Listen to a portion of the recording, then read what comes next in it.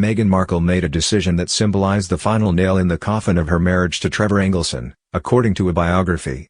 Meghan, who is now married to Prince Harry, was in a relationship with Trevor for 9 years and married for 2. However, the pair are understood to be no longer in contact. It all started to go downhill when Meghan moved to Toronto, where Suits was filmed. While it was her big break for her career, it damaged her relationship with Trevor, who stayed in Los Angeles, where they had lived together and where his business was.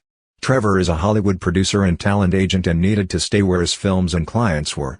According to Meghan, a Hollywood princess, the decision that symbolized the end of their marriage was when Meghan insisted her $500, 357 pounds, blender moved to Toronto with her.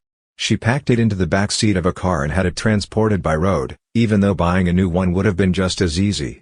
Royal biographer Andrew Morton branded this decision symbolic and explained how its presence in her Toronto home was a material reminder of how much things had changed.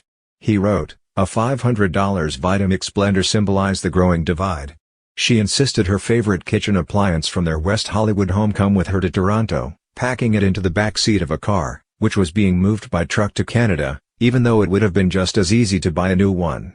It sat on the kitchen counter in the Toronto house, a material reminder that her home was no longer in LA.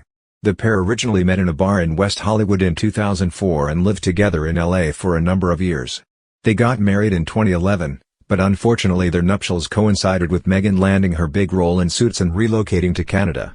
At first, they made every effort to see each other, but eventually the distance started to wear them down and both started to feel like their homes were apart. When Meghan visited Trevor in LA, she was irritated by the state of the house and his general lackadaisical attitude to life.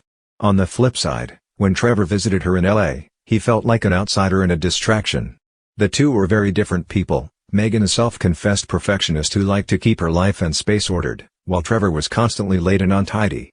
Mr. Morton wrote, even though Trevor opened an office in New York, only an hour's flight to Toronto, to expand his business and be nearer to Meghan and his own family, cracks began appearing in their marriage. What once endeared, now irritated.